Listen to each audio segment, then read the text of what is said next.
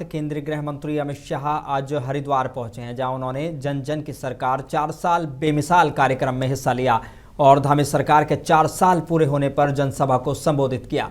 इस दौरान उन्होंने मंच से लोगों का अभिवादन किया और 2000 पुलिस आरक्षियों को नियुक्ति पत्र और प्रमाण पत्र भी सौंपे हैं। कार्यक्रम में 1100 करोड़ रुपए से अधिक की विभिन्न विकास परियोजनाओं का लोकार्पण और शिलान्यास भी किया गया है। आज यहां पर जोर जोर से नारे लगा रहे हैं। 1900 युवाओं को पुलिस आरक्षियों का नौकरी मिल गया है। मैं सभी युवाओं को मन से पूछना चाहता हूं, अगर कांग्रेस की सरकार होती तो ये नौकरियां आपको मिलती क्या? जरा जोर से बोलो, मिलती क्या? पर्ची भी चाहिए होती और खर्ची भी लगती, दोनों लगता। अब कोई सिफारिश की जरूरत नहीं, कोई रिश्वत नहीं देनी है। पहाड़ पर रहने वाला हमारी बूढ़ी मां का बेटा कोई सिफारिश के बगैर आज नौकरी प्राप्त कर कर अपने घर जा रहा है। इसी को शासन है। और यहां पर धामी जी ने जो नकल विरोधी कानून बनाया है, वो कानून ने एक प्रकार की पारदर्शिता रोजगारी क्षेत्र में लाई और इसके कारण ये संभव हो पाया। गृह मंत्री अमित शाह ने सीएए के तहत पाकिस्तान और अफगानिस्तान से आए हिंदू परिवारों को नागरिकता प्रमाण पत्र सौंपे। उन्होंने कहा कि राहुल गांधी, ममता बनर्जी और विपक्ष चाहे जितना विरोध करे, लेकिन पात्र लोगों को नागरिकता दी जाएगी। पाकिस्तान और अफगानिस्तान से आए हुए लगभग 200 लोगों को नागरिकता दी गई। मुझे बरोबर याद है भाइयों बहनों, जब मैं सीएए का कानून लेकर आया था तब एक कांग्रेस, सपा, बसपा, ममता, डीएमके सारे के सारे लोग संसद में हो हल्ला करे थे। मैं आज फिर से कहना चाहता हूं, इस देश पर हमारे जो हिंदू शरणार्थी बांग्लादेश, पाकिस्तान, अफगानिस्तान से आए हैं, सिख शरणार्थी आए हैं, बौद्ध शरणार्थी आए हैं, जैन शरणार्थी आए हैं, इस देश पर उनका इतना ही अधिकार है जितना नरेंद्र मोदी जी का अधिकार है। वो हमारे देश के नागरिक हैं, मगर तुष्टीकरण की राजनीति के कारण आजादी से अब तक उनको नागरिकता से वंचित रखा गया। ढेर सारी यातनाएं झेलकर हमारे देश में शरणार्थी बनकर आए हैं। इस दौरान मुख्यमंत्री पुष्कर सिंह धामी ने कहा कि प्रधानमंत्री नरेंद्र मोदी और अमित शाह के नेतृत्व में डबल इंजन की सरकार ने विकास के नए मानक स्थापित किए हैं। उत्तराखंड लगातार तरक्की की राह पर आगे बढ़ रहा है।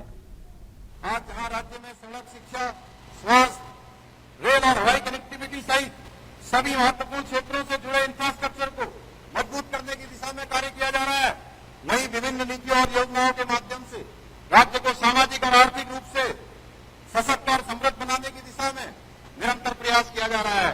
वर्ष 2023 में ग्लोबल इन्वेस्टर समिट का हमने आयोजन किया था। 3,56,000 करोड़ के निवेश समझौते उस समय हुए थे। हमें गर्व है कि पिछले वर्ष आदरणीय गृह मंत्री जी के कर कमलों द्वारा 1 लाख करोड़ से अधिक के निवेश समझौतों को हमने धरातल में उतारने में सफलता प्राप्त की। यह हम सभी के लिए गर्व का विषय है कि आदरणीय प्रधानमंत्री जी के नेतृत्व और आदरणीय गृह मंत्री जी के मार्गदर्शन से बीते 4 वर्षों में हमारे राज्य ने पहली बार कई उल्लेखनीय उपलब्धियों का साक्षात्कार किया है। पहली बार राज्य में G20 वैश्विक सम्मेलन का साक्षी बना। पहली बार राज्य में राष्ट्रीय खेलों का आयोजन हुआ और पहली बार राज्य के खिलाड़ियों ने 100 से अधिक राष्ट्रीय खेलों में मेडल प्राप्त कर अंक तालिका में उत्तराखंड राज्य ने 7वां स्थान प्राप्त किया। पहली बार राज्य में वर्षभर पर्यटन को बढ़ावा देने के लिए बृहद स्तर पर शीतकालीन यात्रा प्रारंभ की गई। भाइयों बहनों, डबल इंजन की सरकार ने बीते 4 सालों में हमारे और लखनऊ में उत्तर प्रदेश के मुख्यमंत्री योगी आदित्यनाथ ने स्वतंत्रता संग्राम सेनानी और देश के पूर्व गृह मंत्री गोविंद वल्लभ पंत की पुण्यतिथि पर उन्हें श्रद्धांजलि अर्पित की है। मुख्यमंत्री ने उनके योगदान को याद करते हुए कहा कि गोविंद वल्लभ पंत ने आज़ादी की लड़ाई में अहम भूमिका निभाई और देश के निर्माण में महत्वपूर्ण योगदान दिया। इस मौके पर उन्होंने उनके आदर्शों और देश को और समाज के लिए प्रेरणा स्रोत बताया है। स्वतंत्रता संग्राम सेनानी, एक कुशल अधिवक्ता, एक सुयोग्य प्रशासक, उत्तर प्रदेश के प्रथम मुख्यमंत्री और भारत सरकार के पूर्व गृह मंत्री पंडित गोविंद वल्लभ पंत जी की आज पावन पुण्यतिथि है। इस अवसर पर उत्तर प्रदेश सरकार और उत्तर प्रदेश की जनता जनार्दन की ओर से पंडित गोविंद वल्लभ पंत जी की स्मृतियों को नमन करते हुए मैं विनम्र श्रद्धांजलि अर्पित करता हूं। उत्तर प्रदेश के आगरा में मुख्यमंत्री योगी आदित्यनाथ ने यथार्थ हॉस्पिटल का उद्घाटन किया है। इस मौके पर उन्होंने कहा कि प्रदेश सरकार जल्द ही सुपर स्पेशलिटी अस्पतालों को बढ़ावा देने के लिए नई नीति लाने जा रही है और मेडिकल कॉलेज स्थापित करने में भी पूरा सहयोग देगी। सीएम योगी ने कहा कि साल 2017 से पहले प्रदेश में केवल 17 मेडिकल कॉलेज थे, जबकि आज ये संख्या बढ़कर 81 हो गई है। उन्होंने कहा कि पहले की सरकारें माफिया को बढ़ावा देती थी, लेकिन उनकी सरकार स्वास्थ्य सुविधाओं के विकास पर काम कर रही है।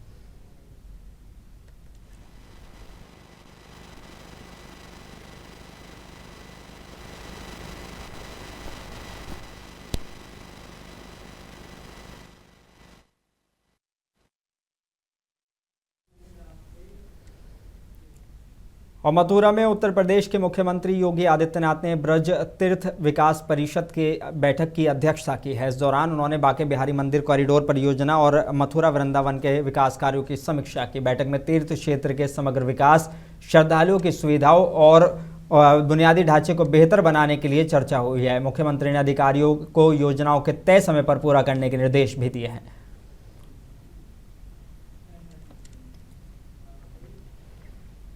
समाजवादी पार्टी के राष्ट्रीय अध्यक्ष अखिलेश यादव ने राज्य सरकार पर तीखा हमला बोला है। उन्होंने कहा कि जो मुख्यमंत्री ट्रेन की रफ्तार बढ़ने पर ताली बजाते हैं, क्या वो इस बार चुनाव जीत पाएंगे। अखिलेश ने सरकार को सबसे अराजक बताते हुए कहा कि ये माफियाओं की सरकार है। उन्होंने महंगाई के मुद्दे पर भी निशाना साधते हुए कहा कि जब भाजपाई जाएंगे तभी महंगाई कम होगी। जो मुख्यमंत्री ट्रेन में चल करके रफ्तार बढ़ जाए उसमें ताली बजाते हो, वो चुनाव जीतेंगे इस बार। सबसे अराजक सरकार है ये, माफियाओं की सरकार है। और सबने बैठे, यहां जितने लोग बैठे सब जानते हैं इतना करप्शन किसी सरकार में नहीं हुआ जितना हो रहा है। हमारी समझ में तो एक ही बात आती है, जब जाएंगे भाजपाई तभी घटेगी महंगाई। जब तक भाजपा ही नहीं जाएंगे तब तक महंगाई घटने का नाम नहीं लेगी। और समाजवादी पार्टी के अध्यक्ष अखिलेश यादव ने केंद्र सरकार पर निशाना साधते हुए कहा कि एक तरफ सरकार टैक्स बढ़ा रही है, दूसरी तरफ महंगाई भी बढ़ती जा रही है। आज ही एलपीजी के दाम 60 रुपए बढ़ा दिए गए। सरकार एक तरफ टैक्स लगा रही है, वहीं सरकार महंगाई बढ़ाती चली जा रही है। आज भी जब हम लोगों ने सुबह अखबार और चीजों को देखा होगा, समझा होगा, आज ही कितनी महंगाई बढ़ा दी एलपीजी की, 60 रुपए। याद रखना, एक बार कोई चीज महंगी हो गई फिर दोबारा उसका रेट नीचे नहीं जाता है। और इसी भारतीय जनता पार्टी ने कई बार आश्वासन दिया है, कई बार उन्होंने अपने नेताओं ने उनके समय समय पर अलग तरीके से ये बात कही कि कुछ परिस्थितियों की वजह से हमें महंगाई करनी पड़ रही है, लेकिन महंगाई कम करेंगे। समाजवादी पार्टी के राष्ट्रीय महासचिव शिवपाल सिंह यादव ने बीजेपी सरकार पर भ्रष्टाचार का आरोप लगाया। उन्होंने कहा कि गड्ढे बढ़ने के नाम पर पैसा लूटा गया, लेकिन सड़कें नहीं सुधरी। सबसे भ्रष्ट सरकार बीजेपी की है। साल में गड्ढों के नाम पर कितना पैसा लूटा गया है, कितना लूटा गया है। गड्ढे भरे नहीं गए और हर फरवरी मार्च में पूरा का पूरा 70% सीधा सरकार ने अपने पास सीधा बजट का हिस्सा ले लिया है। और फिर बचा 30%। अच्छा 30% में भी पे कोई खर्च नहीं हुआ। 30% में इंजीनियर लोगों ने ठेकेदार के लोगों ने, अच्छा ठेकेदार में आप समझ ही रहे कितना उनका होता है, 20% तो कम से कम उनका है। फिर अधिकारियों का, इंजीनियर लोगों का बताओ बजट का कितना पैसा खर्च हुआ। तो इतनी लुटेरी सरकार, शायद आज के इतिहास में सबसे भ्रष्ट सरकार भारतीय जनता पार्टी। पश्चिम बंगाल की मुख्यमंत्री ममता बनर्जी के वोटर लिस्ट वाले आरोप पर यूपी के डिप्टी सीएम केशव प्रसाद मौर्य ने कहा कि ममता बनर्जी घबराहट में बयान दे रही हैं क्योंकि उन्हें सत्ता जाने का डर है।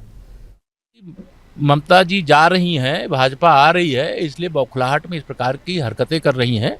लेकिन जिनके वोट कटते हैं उनकी सूची प्रकाशित होती है। जो राजनीतिक दल होता है, जो अगर कोई वोटर गलत कट गया तो उसके फार्म 7 भरने का प्राविधान है, फार्म 6 भरने का प्राविधान है, फार्म 8 भरने का प्राविधान है। उसको न भर करके केवल आरोप लगाना और धरना प्रदर्शन करना, इससे अब वो चुनाव नहीं जीतने वाली हैं। ममता बनर्जी दीदी के युग का अंत हो रहा है।